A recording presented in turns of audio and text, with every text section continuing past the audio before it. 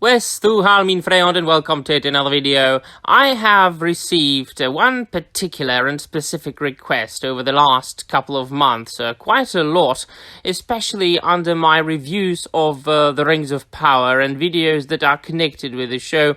And of course, it is all connected with the fact that there have been maybe too many adaptations of various works of art lately in the last couple of years, and let us be honest, we are getting overfed by it, especially by the fact that, of course, when one does an adaptation, you need to make some changes.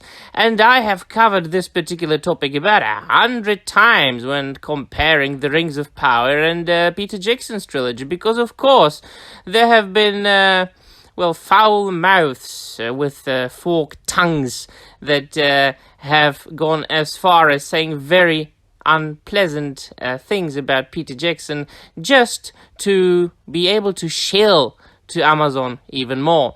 But of course, I always say, well, there is a difference between an adaptation and an abomination.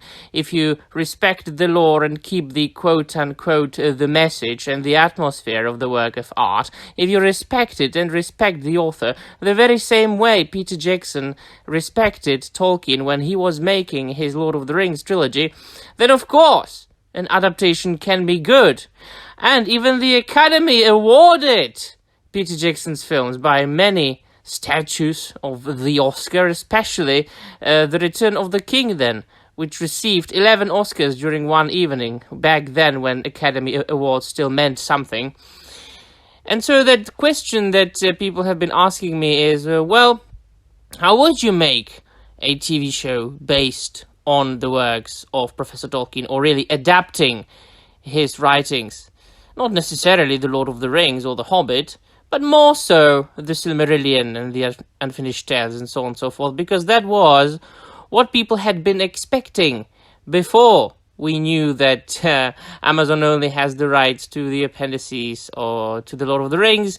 And then, of course, before we discovered that the show, as a final result, has got absolutely nothing to do with anything that Tolkien wrote, and that the entire story so far in the 5 episodes that have come out by the making of this video is 100% constructed by Amazon. Only names here and there are used from the book, and otherwise is their own thing, with the name Tolkien and the Lord of the Rings labeled on it.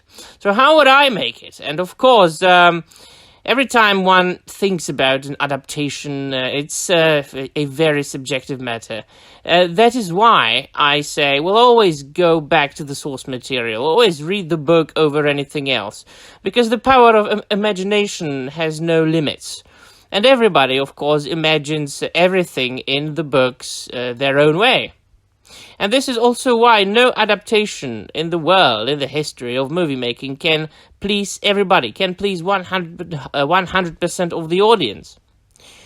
And then, of course, you also have to take into consideration the fact that if one is making a film or a TV show, ideally the filmmakers and the film studios should be trying to reach a wide audience, which means that those films are not only made for the fans of the source material, but also for non-readers or for normies.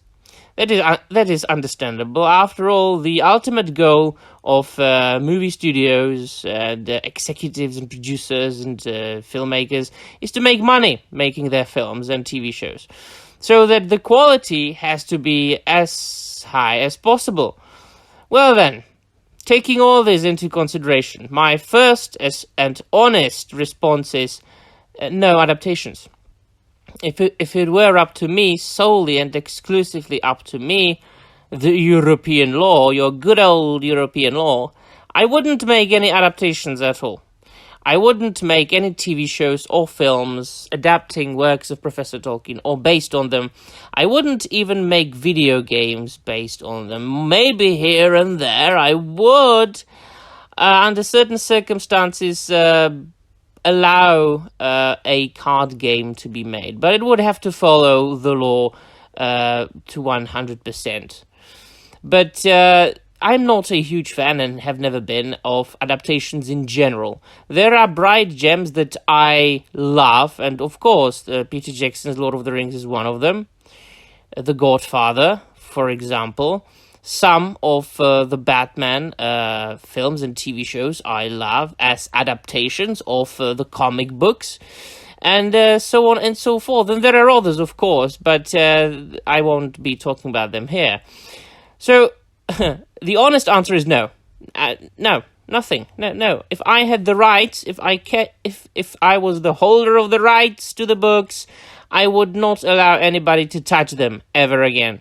At most, I would, of course, be re-releasing the books in new editions.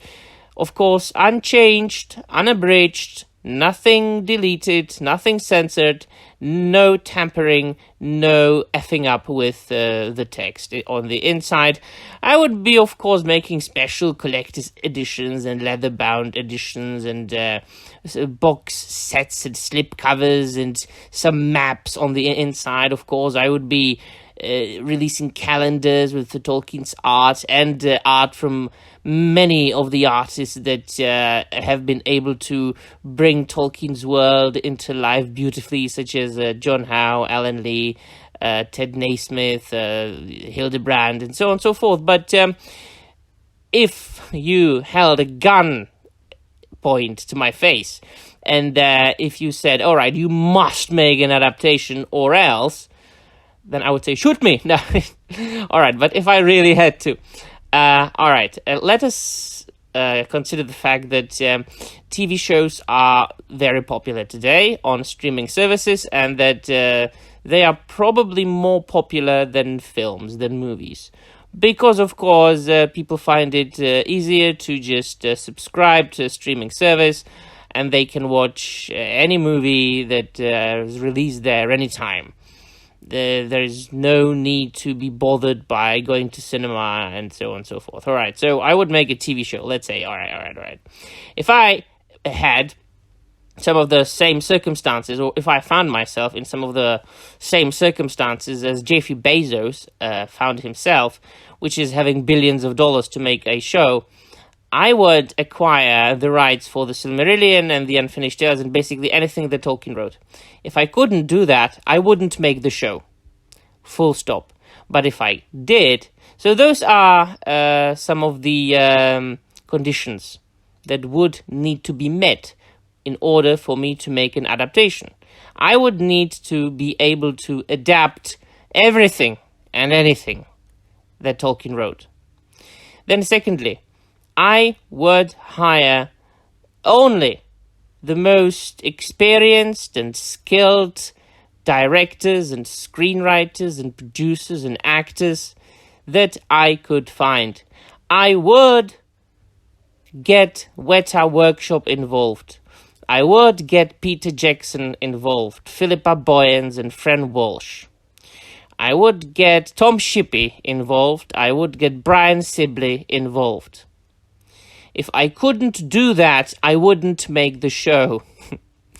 And then, if I did indeed manage to involve all the best people that are available to me, I would then proceed and to consult with them what the best way of making the show is. But my idea would be to focus on individual stories or individual chapters from Tolkien's Legendarium, from the Silmarillion, the Unfinished Tales, and so on and so forth. So, for example, I would make an entire, well, whatever it would take, a couple of episodes, an entire season, whatever.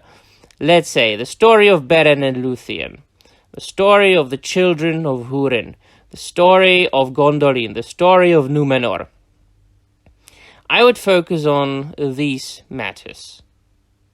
If necessary, I would provide the audience with an extensive prologue of the type that Peter Jackson did at the beginning of The Lord of the Rings.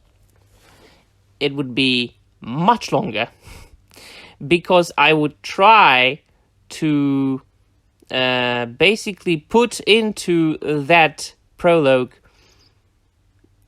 the most important aspects and scenes and passages and events and characters from the Silmarillion, from the very beginning, from the creation. I would explain who the Valar are, and Eru, and the Valinor, what it is, and how it came to be, and what happened to the two trees, truthfully, with inclusion of Ungoliant. And I would either make some seasons, because that would take many seasons, about the story of the Silmarils, or I would just make a very extensive prologue about them. But there's one problem.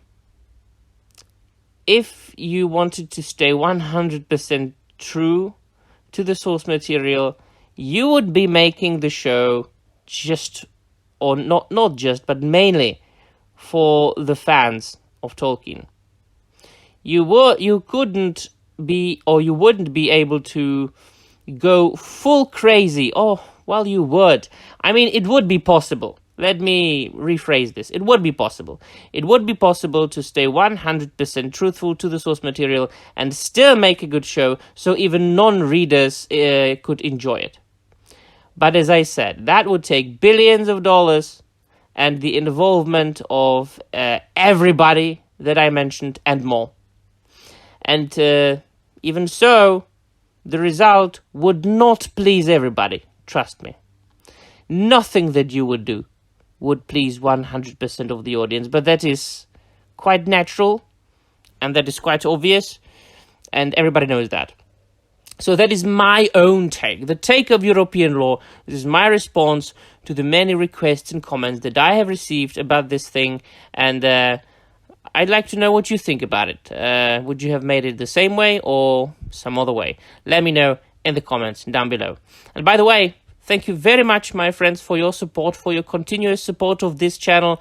It's growing slowly, but yeah, surely. And I would like to ask you to share this video with your friends and family, and maybe even recommend this channel if you have a couple of minutes to say, oh, there's a European law channel on YouTube. This is just a small, funny bloke from Central Europe who likes to rant about the Lord of the Rings.